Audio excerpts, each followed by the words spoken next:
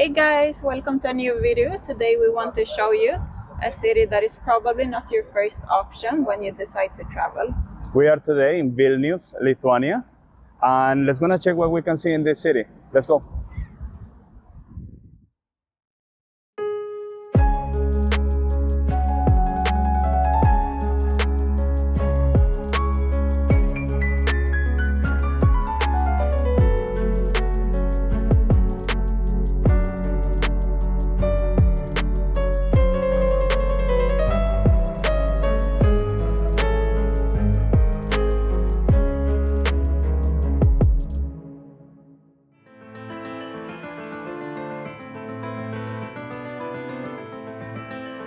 Located in Northern Europe, Vilnius is the capital of Lithuania, home to over 600,000 people and a perfect choice for travelers looking for something affordable, different and far from the typical tourist trail. As always, we set off from our home in Stockholm. This time on a direct flight from Lithuania's capital. We flew with Norwegian Airways, but we weren't traveling alone. Joining us on this adventure was Jonas' brother. And here is a pleasant surprise. When we check in, Norwegian automatically sitting all of us together with no extra cost, something that we truly appreciate and that, frankly, Ryanair could definitely learn from. Upon arriving at Vilnius International Airport, you will find plenty of ways to get to the city center. We decided to take the bus, not just because it's the cheapest option, it only costs €1 50 cents, but also because the airport is just quick at 10 minutes ride from the heart of the city.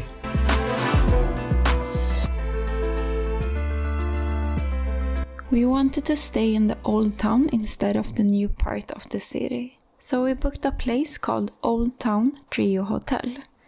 The first thing we noticed was how friendly the staff at the reception were, very welcoming and helpful. The rooms were big and simple, and the bathroom was clean and fresh with some toiletries included. Now, a few things we didn't love. The floor was carpet, which isn't really my favorite. There's no air conditioning, so it can get quite warm in the rooms.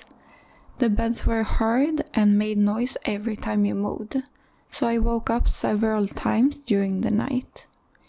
And the soundproofing wasn't great. You could easily hear people walking and talking in the hallway.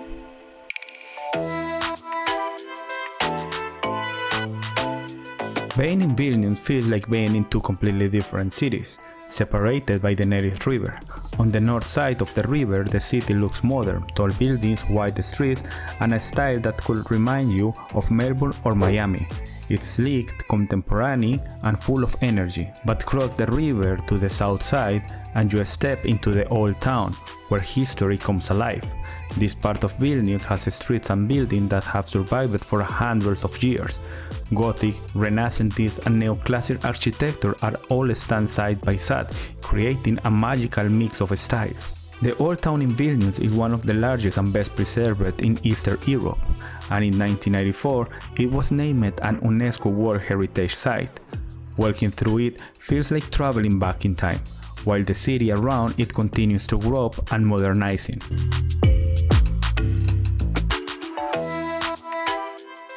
Walking through Vilnius Old Town feels like strolling through an open-air religious museum. Did you know that there are 28 churches here, each with its own style and story? Back in the 17th century, someone even called Vilnius the city with the most temples in Europe, just behind Amsterdam. This mix of faith, architecture and mystery is what makes Vilnius so special.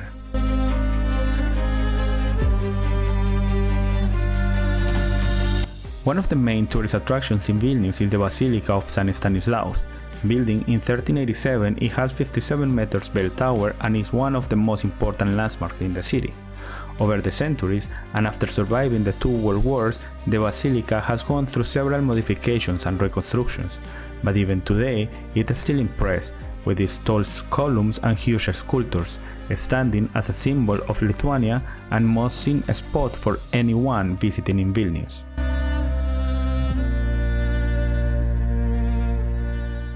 Right behind the Basilica we find the Gediminas Tower. It was first built in 1320 in wood and later rebuilt in brick in 1409. But this place isn't just famous for its amazing views of Vilnius, both the old town and the modern city. Its real importance is historical and legendary. Walking. Okay, now we need to go all that high up by walking, just because I wanted to pay for the funicular. You didn't But want it's to okay. pay? We will do it. We can do it. Alejo, Yeah. you think it will be difficult? No, I don't think so. Do you think you were gonna stop a little bit? Just for pictures. Just for pictures. How are you going? Good, but don't come here with high heels. It's very... just stones. Uh-huh. It Look. makes it harder to walk. Oh. That's the modern part of the city.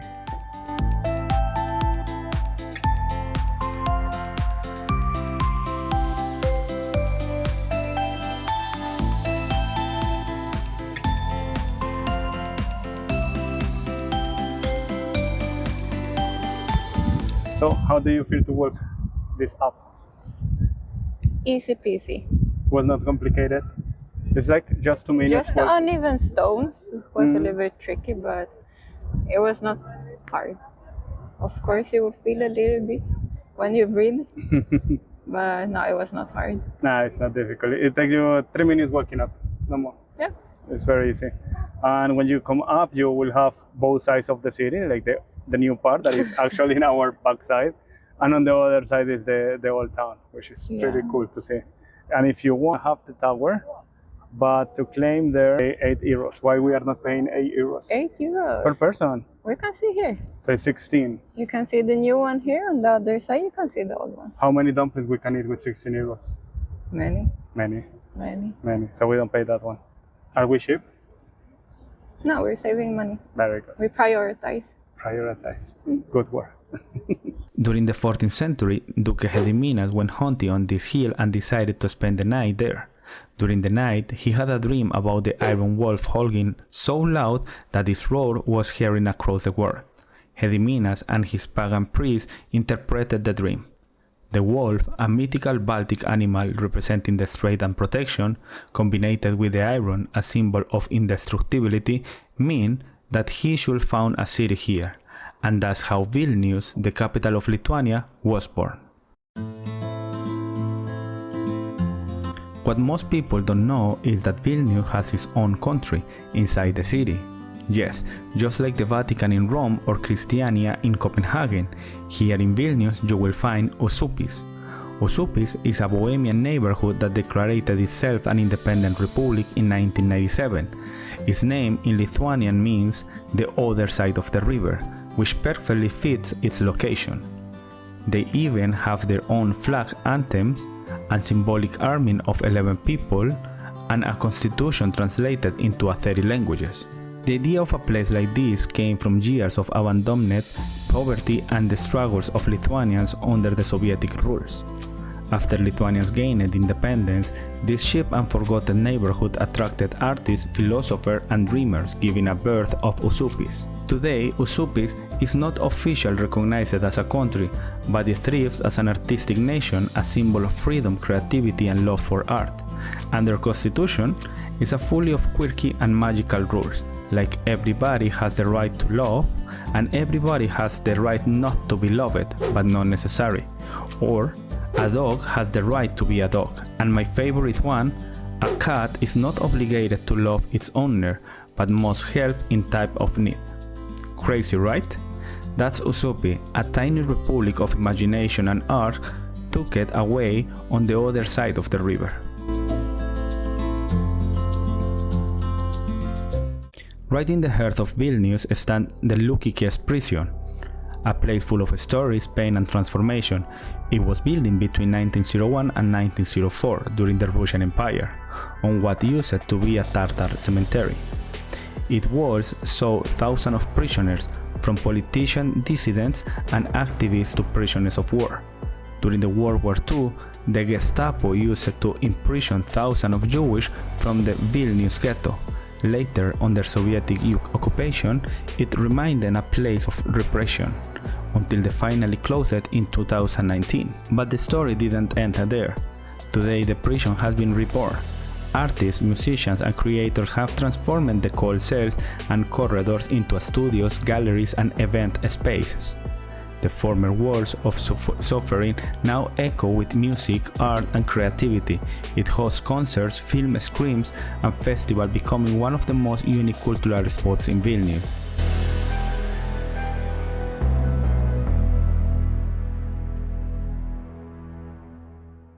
Lithuanian food feels like a warm hug. It is hearty comfort food that is built on local ingredients like potatoes, rye bread, root vegetables, mushrooms and meat. The dishes are meant to be filling and warming during the cold winters. On our first night, we found a traditional Lithuanian restaurant. The interior was rustic, the staff wore traditional clothing and the food was authentic. We wanted to try all the classic Lithuanian dishes at once, but what we didn't expect was that the portions were huge. But wow, the food was absolutely delicious. We have been eating already for 2 hours trying to finish this. We didn't finish. Still this thing that is like a salad, it was not the best one, but it's a lot. We still have a lot of potatoes that I don't know when we're gonna finish. It's still half of one big pork. It's still these potatoes that have like a sausage inside. 2 hours eating. Now we didn't finish. Let's see.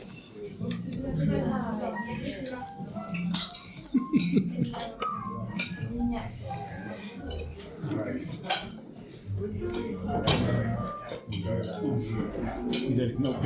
Another must-try, especially in the summer, is the cold beetroot soup. It looks bright pink, tastes creamy and refreshing, and is usually served with a boiled egg and potatoes on the side. The most famous dish is sappelinai. These are big potato dumplings filled with meat, mushrooms or cheese, usually served with sour cream and crispy fried bacon. Potatoes are used in many dishes here, such as boiled or fried dumplings, pancakes and pudding, all with tasty fillings and toppings. And one side dish you absolutely can't miss is fried rye bread. Try the garlic one. After the first bite, it instantly became a favorite snack for us, especially with a cold drink or as a starter before dinner.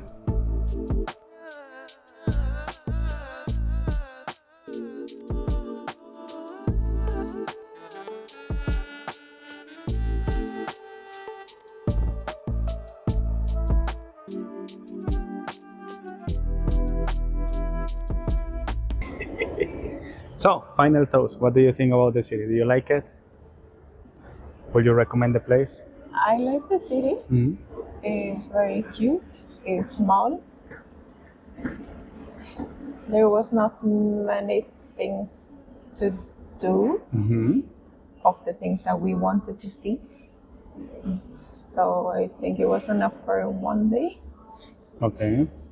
I think there is not too many activities for tourists. I mean, there are like some places that you can see everything in one day, probably. Meaning one day you can see everything and then there is no more offers. There is not that you say, oh, there is one bar that has something special to go to see, or one restaurant that has something different, or one cafe that maybe call more the attention. I think that kind of offers are a little bit limited. There are a few spots, yes. but not many. Not so many. I would like to say that the city feels very safe everywhere, and it's very clean everywhere. That's super good from the city. And also all the locals that we have been have contact, many people speak good English, so Yes, you will not going to have a absolutely. trouble. Yes, you will not have a trouble if you speak English. But for those ones that are planning to come, one word that you need to learn is achu. That means thank you. It was very funny. We asked the reception woman and confirmed that achu means thank you.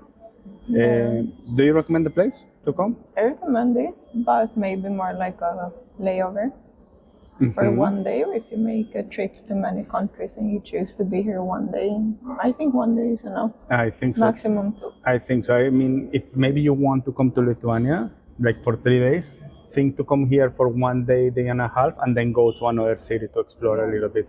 more than 2 days you will not gonna need as a tourist. Probably if you will gonna be a local or resident here, you will have more options, or you are interested in other things. But as a tourist, 1 day is enough. But we recommend it. It's nice. The prices are good. Very cute city. It's not expensive. No, we eat in very good restaurants for a low price, considering how much we ate. So I like Absolutely. it. Yeah, A lot.